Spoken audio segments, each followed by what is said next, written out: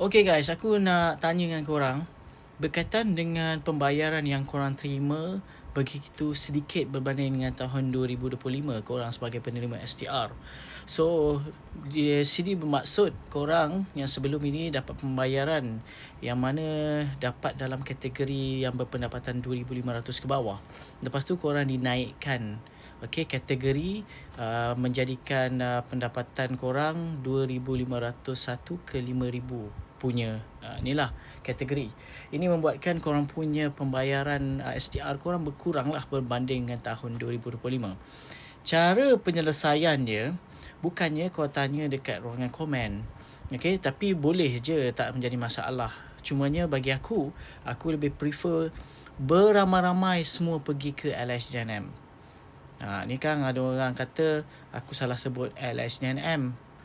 Kau sebut mana ada LHDM, LHDNM. Ada MNM. Tapi aku cakap laju lah.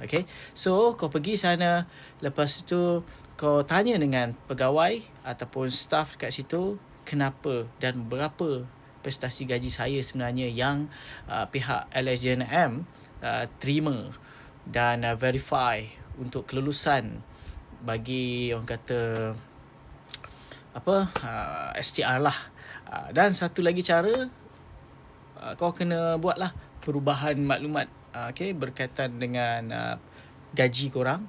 Yang mana korang boleh buat kemaskini dekat situ lah supaya pihak LHJM dapati daripada sebelum ini kau punya prestasi ataupun kau punya gaji tu sebenarnya salah daripada pihak dorang yang menyebabkan korang ini itulah bukan sebagai penerima yang dimaklumkan lah yang sepatutnya korang terima yang sebelum ini 2025.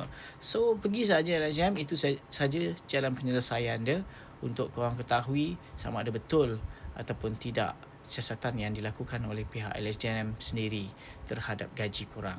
Itu saja perkongsian aku, Faizuan. Assalamualaikum.